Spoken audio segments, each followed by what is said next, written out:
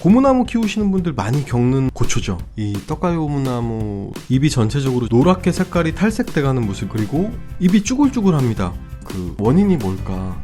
첫 번째, 그냥 물을 안 줘서 물 부족? 아니었습니다. 두 번째, 빛 부족? 아니었습니다. 세 번째, 냉해, 과습? 아니었습니다. 네 번째, 화분 부실? 아니었습니다. 다섯 번째, 해충 피해? 아니었습니다.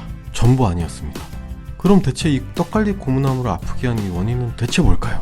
이 화면 보시는 모든 시청자분들도 같이 한번 잘 추측을 해보시죠. 식물을 처음 키우시는 분들께서는 식물 키우실 때, 물 주실 때 겉흙이 완전히 마른 게 어떤 느낌인지 모르시겠다. 겉흙이 바싹 말랐을 때 그 감을 잘 잡으시는 게 굉장히 중요하실 것 같습니다.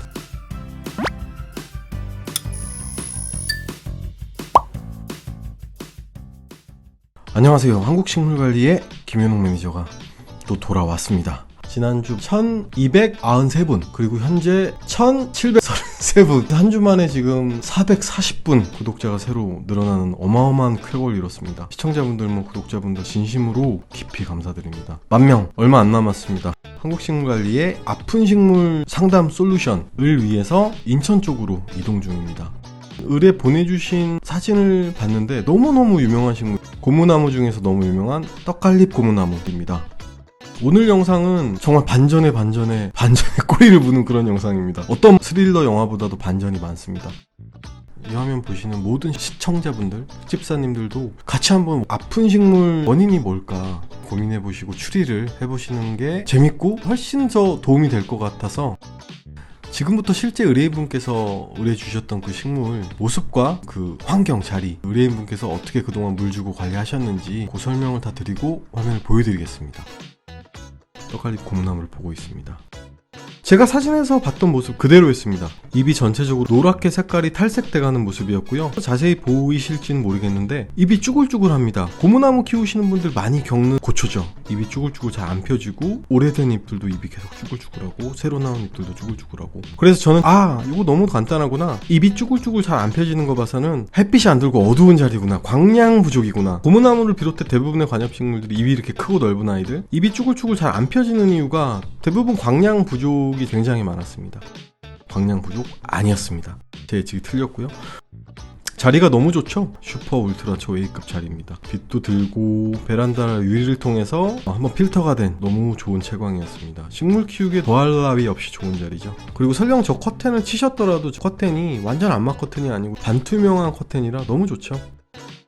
두 번째, 제가 예측했던 부분은 잎이 전체적으로 누렇게 색깔이 빠지는 듯한 모습. 과습이나 냉해라기보다는 그냥 오랫동안 식물이 물을 마시지 못해서 탈수가 일어나는 과정에서 이런 모습을 많이 보입니다.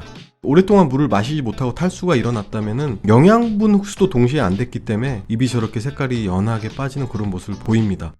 잎이 좀 넓은 고무나무, 떡갈비 고무나무나 인도 고무나무, 벵갈 고무나무, 이 아이들이 잎이 쭈글쭈글 잘 안 펴지고 새로 나온 잎도 계속 쭈글쭈글 안 펴지고, 이런 원인은 햇빛 광량 부족의 원인이 가장 많았습니다. 근데 광량 부족만으로 그렇게 되지 않고요, 물이랑 그리고 햇빛이랑 동시에 잘 원활히 작용을 해야 잎이 빳빳하게 펴진다. 예를 들면 광량만 충분하고 물이 부족했을 때도 잎이 쭈글쭈글 안 펴집니다. 당연하겠죠. 물이 부족하고 탈수가 일어나니까 잎이 빳빳하게 탱탱하게 수분감 있게 잘 펴지지가 않겠죠. 고무나무의 잎이 빳빳하게 펴지는 가장 좋은 방법은 풍부한 햇빛과 물의 합작품이다. 의뢰인분께 여쭤봤습니다. 이 식물의 물을 어떻게 주시느냐. 일주일에 한 번씩 화분에 물이 충분히 밑으로 나올 정도로 충분히 주신다. 콸콸콸 이렇게 말씀을 주셔서 물 부족 아니었습니다.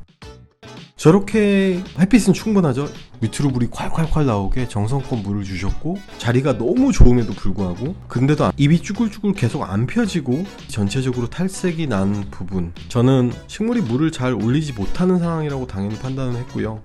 그래서 세 번째로 의심했던 문제는 화분 안에가 너무 부실하다든지 그래서 식물이 물을 잘 마시지 못한 게 아닐까 여쭤봤는데, 분갈이를 새로 하신 지 1년이 채 안 됐고 전문적으로 해주시는 그런 업체에서 분갈이를 아주 제대로 하셨다.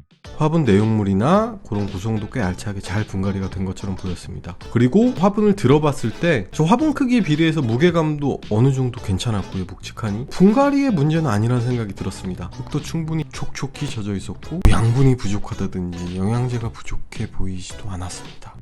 아주 재밌는 영상이죠 오늘. 그래서 어떤 의뢰인분보다 제가 질문을 많이 했습니다. 정말 수사하듯이 꼼꼼히. 오늘 영상 아마 끝까지 봐주시게 된다면 정말 놀라운 반전이 있고 식물 키우시는데 저도 새삼 이런 이유였지, 저도 많이 공감할 수 있었던 모든 식집사님들께서 식물 키우면서 생각보다 굉장히 너무 흔하게 우리가 겪을 수 있는 그런 원인이었습니다.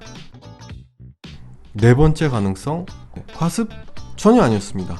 어떤 잎을 살펴봐도 과습의 흔적이나 물러진 색깔이나 반점은 전혀 보이지 않았습니다. 보통 떡갈잎 고무나무 같은 경우에 과습으로 뿌리가 많이 손상된 경우에 검은색 반점이 생깁니다. 잎 끝부분이 까맣게 타들어가는 것처럼 되고요. 더 심하면 잎 중간에도 크게 까맣게 동그란 점이 생기고, 더 심해지면 잎이 떨어지기 시작합니다.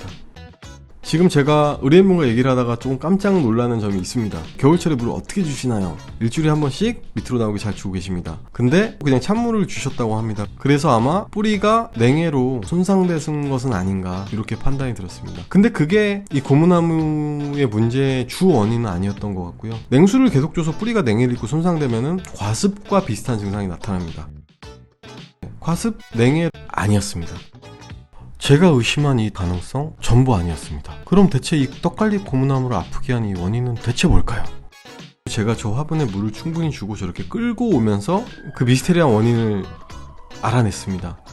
제가 여쭤봤더니 그 분갈이 이후에 매주 한 번씩 저렇게 저 무거운 화분을 욕실로 끌고 가셔서 물을 충분히 주시고, 그 물이 먹은 무거운 화분을 다시 이렇게 자리 이동을 하셨다. 그래서 제 추측에는 매주 이렇게 화분을 끌고 다녀서 바퀴로, 그리고 화장실 턱을 넘어오고 많이 흔들거렸다는 판단이 됩니다. 그래서 떡갈잎 고무나무의 뿌리가 흙에 활착되는데 굉장히 어려움을 겪지 않았을까. 분갈이한 지 1년이 넘은 화분이지만 아직도 흙에 활착이 잘 안 됐다, 이렇게 제가 판단을 내렸고, 그리고 고무나무를 제가 살살 흔들어 봤을 때도 아직 뿌리가 활착이 잘 된 느낌이 없었고요. 흔들림이 굉장히 심했고, 그래서 식물이 오랫동안 물을 마시지 못하고 탈수가 일어났다는 느낌을 받았습니다. 떡갈잎 고무나무 진단 솔루션: 매주 화분을 끌고 다녀서 화장실 턱을 넘어오고 자리 이동을 하지 마시고, 물 주실 땐 화분 밑으로 물이 나올 정도로, 화분 물받침 밑으로 물이 고일 정도로 주시라. 그리고 꼭 상온에 물을 주시는 게 좋습니다. 그리고 오늘의 주인공은 아니지만 너무 유명한 식물이죠. 몬스테라 델리시오사입니다. 델리시오사. 저 몬스테라는 오랫동안 과습으로 인해서 뿌리가 많이 손상되고 지친 모습으로 딱 보여집니다. 잎모습이나 저 몬스테라 화분이 놓여진 자리, 그리고 저 화분 크기, 저 화분을 들어봤을 때 묵직함, 여러 점을 고려했을 때 오랫동안 과습을 겪은 것으로 보여졌습니다. 자리가 떡갈잎 고무나무에 비해서 조금 음지이고, 저 화분을 들어봤을 때 흙이 정말 무겁게 꽉 차 있었습니다. 화분에 흙이 양이 많다, 양이 많다 적다, 크기가 크다 작다, 이런 거는 주관적인 기준이지만 저 자리에서는 몬스테라가 저 화분의 수분을 다 사용하고 적응하기에는 부담스럽다, 화분의 크기가 크고 흙의 양이 많다.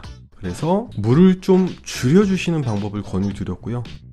그래서 꼭 물 주시기 전에는 흙을 저렇게 어느 정도 파보시고, 지금 흥건히 젖은 게 보이죠? 손에 까맣게 묻어나올 정도로 위에 장식재를 다 걷고 흙을 확인하셨을 때 겉흙이 바싹 말랐을 때 물을 한번 주시면 된다. 이 화분 같은 경우에 특이사항이 있기 때문에 물을 너무 콸콸 나오게 주지 마시고, 어느 정도 뿌리까지 물이 도달했다, 적셨다, 그런 느낌적인 느낌이 드신다면은 그 정도만 주시는 게 좋겠다, 이렇게 설명을 드렸습니다. 그리고 손상되고 변한 잎은 쉽게 회복이 되지 않습니다. 그래서 시청자분들도 저런 잎은 그냥 잘라주시는 게 좋습니다. 그리고 뿌리가 많이 지쳐있는 상태이기 때문에 지금은 동절기라 분갈이 하시기는 많이 무리가 있고, 따뜻해지는 봄 4월 5월쯤 되면은 흙의 양을 좀 적게 한다든지 아니면 화분을 좀 줄여서 분갈이 해주시면은 훨씬 좋을 것 같다, 이렇게 말씀을 드리고 쉽게 솔루션이 났습니다.